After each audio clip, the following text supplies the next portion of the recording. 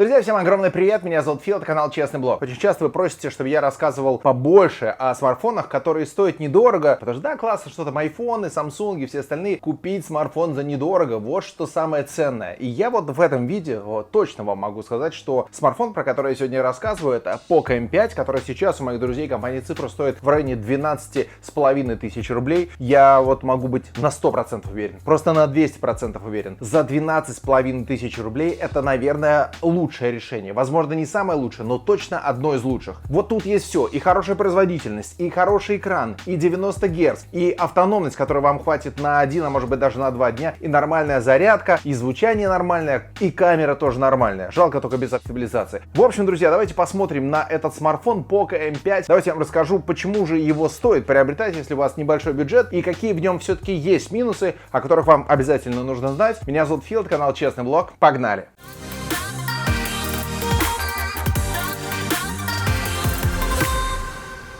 Еще раз скажу, что Poco M5 можно прямо сейчас покупать у моих друзей компании Цифрус. Я внизу оставляю ссылку, переходите, посмотрите. Во-первых, у Цифруса огромное количество разных моделей. Во-вторых, если именно по этой ссылке перейдете и сделаете покупку, вам будет подарок, так что welcome. Я вот сейчас обращаюсь к людям, которые покафонами пользуются давно. Давайте вспомним самые классные модели, которые вам запомнились. Напишите, пожалуйста, в комментариях. Я вот от себя вот что скажу. Конечно же, Poco F1. Это просто номер один. Вообще топовый смартфон за 20 тысяч рублей. Это было очень круто. Я с ним ходил несколько месяцев точно. Потом мне запомнился, наверное, Poco F2. А потом мне запомнился Poco F3. Poco F2 запомнился тем, что у него камера выезжала. Помните, такая штука была? Poco F3 запомнился очень крутой производительностью. Но Poco F3 стоил 30-ку. А вот, например, Poco X3 Pro стоил 20 тысяч рублей. Он сейчас, кстати, стоит примерно столько же. Вот это прямо топ за свои деньги. Все люди, которые спрашивают у меня производительный смартфон за 20 тысяч рублей, Poco X3 Pro. Это точно круто. Да, здесь была не самая крутая камера, но производительность,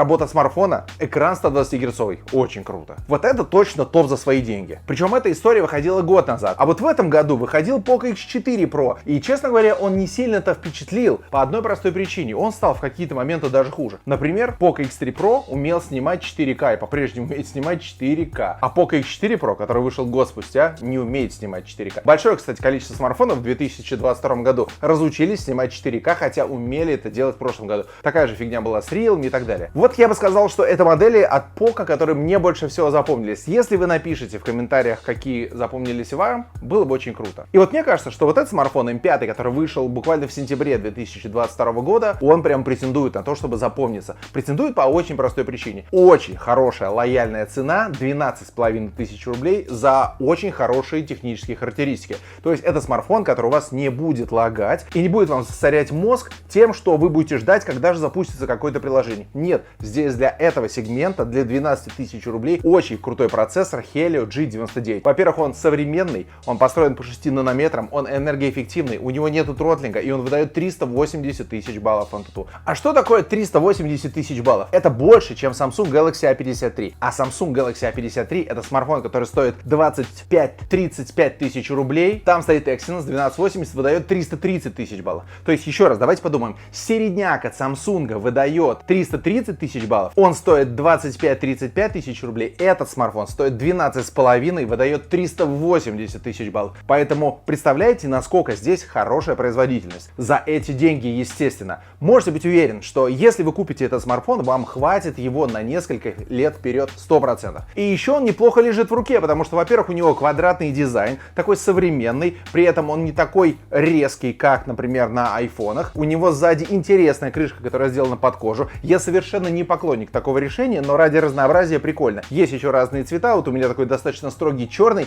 есть еще желтый, синий. Прикольные цвета, достаточно яркие. Уверен, что в России будут покупать либо, наверное, желтый, либо, наверное, черный. Мне нравится дизайн, мне нравится, как выглядит блок камер, и мне нравится, как этот смартфон лежит в руке. Он весит 201 грамм, у него диагональ дисплея 6,58 дюймов, у него нормальные рамки по бокам, у него есть небольшой подбородочек, сверху мне не очень нравится капля, она такая немножечко устаревшая, но в целом в руке лежит хорошо. хорошо. Может быть, знаете, чего мне не хватает? Немножко не хватает яркости дисплея. У нас здесь стоит IPS-экран, выдает 90 Гц. Мы должны понимать, что 90 Гц это лучше, чем 60. Я, кстати, в одном обзоре видел такую штуку. Ведь у него еще есть брат, старший брат, называется Poco M5s. Так вот, там стоит AMOLED-экран на 60 Гц. И в обзоре сказали, что 60 Гц на AMOLED, что 90 Гц на IPS, это примерно одно и то же. Друзья, это не так. Ну, то есть, на мой взгляд, это не так. 60 Гц на Android и 90 Гц на Android это очень большая разница. Тут можно говорить, что у iPhone 60 Гц неплохие, и анимация там более плавная, а на Android нет. 60 очень четко отличается от 90 в худшую сторону, а 90, соответственно, в лучшую сторону. Так здесь вот 90 IPS. Но мне немножечко не хватило яркости, зато здесь никакого шума, у вас глаза не будут болеть, голова не будет болеть. Под углами, конечно же, не самая лучшая картинка, но нормально. Это IPS-экран за 12,5 тысяч рублей, хорошо. А еще здесь динамики. К сожалению, здесь у нас монодинамик, но при этом он достаточно громкий. А еще разблокировка, она тоже работает хорошо. Можно настроить и нужно настроить разблокировку по лицу, чтобы просто брали ваш смартфон, он считывал ваше лицо,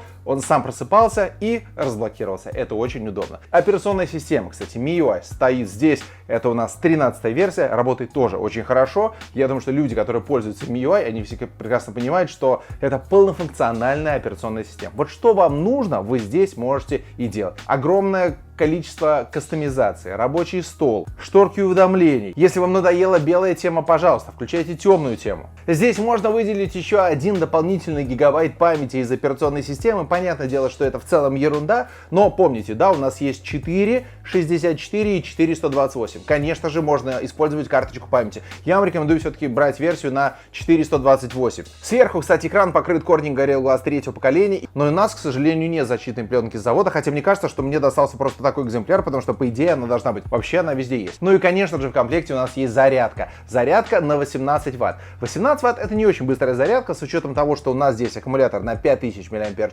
Это вот прямо 2 часа заряда. То есть прямо вот на ночь положили и заряжаете. Но зато 5000 мАч работают так здорово, что вам точно на день хватит. Даже если вы будете постоянно играть в игры, вам все равно хватит на день. А если надо, хватит на 1,5 и даже на 2 дня тоже. Очень классно работает система, потому что у нас энергоэффективный процессор. То есть за счет современного техпроцесса у нас нету расхода и жора аккумулятора даже под нагрузкой. Это очень круто. Поэтому вы можете быть уверены, вот этот смартфон за 12 тысяч рублей вас обеспечит вот вообще всем. Ну, возможно, было бы хорошо, если бы здесь было стереозвучание. У каких-то смартфонов вроде, кстати, как и есть стереозвук за эти деньги. Но я бы сказал, что это не проблема. Круто, что здесь есть NFC, здорово, что здесь есть инфракрасный порт. Вы, соответственно, сидя дома, можете управлять телевизором или можете прийти в какую-нибудь кафешку, и если там идет какой-нибудь не очень прикольный футбольный матч или там показывают какие-то клипы, взяли, переключили на какой-нибудь другой канал. Это прикольно. Это людей раздражает. Правда, можно получить за это, но будьте осторожны. Главное, чтобы не отобрали ваш смартфон. Также за классное звучание у нас отвечает самый новый модуль Bluetooth 5.3, ну и, конечно же, 3,5 мм джек, который находится наверху. Вибрация здесь достаточно спокойная, может быть, так сказать, немножечко такая топорная, жужжащая,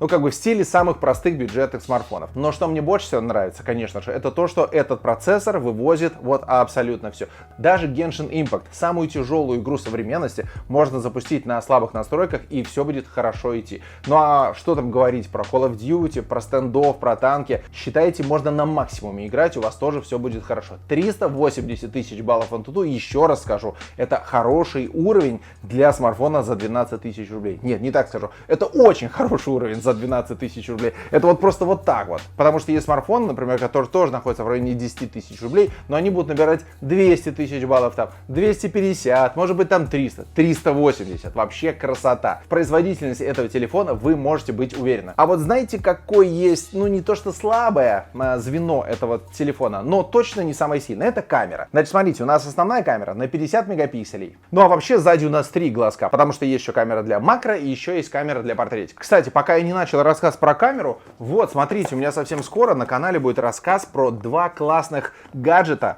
от Amazfit. Amazfit это у нас, соответственно, Xiaomi. Это классные часы, одни круглые, другие квадратные. Amazfit GTR 4 и Amazfit GTS 4. Очень прикольно, совсем скоро у меня будет, поэтому обязательно подписывайтесь и не пропустите. Так вот, здесь стоит сенсор от компании Samsung, называется JN1. Это сенсор, который много где используется. Poco M5, Infinix Note 12, TCL 35G, Motorola G32, Redmi 11. Короче, это такой начальный уровень среднего сегмента. Поэтому что можно сказать? Фоточки на самом деле получаются неплохие. Меня больше всего расстраивает здесь видео, а точнее не само видео, а стабилизация, которая просто отсутствует. Поэтому если ты идешь и снимаешь, все у тебя трясется в разные стороны. Надо крайне осторожно идти как кошка или как тигр, который охотится за своей добычей, максимально плавно, чтобы у тебя хоть что-то получалось. Либо купить какой-нибудь стабилизатор. У меня, кстати, есть вот такой стабилизатор, называется DJI OM5.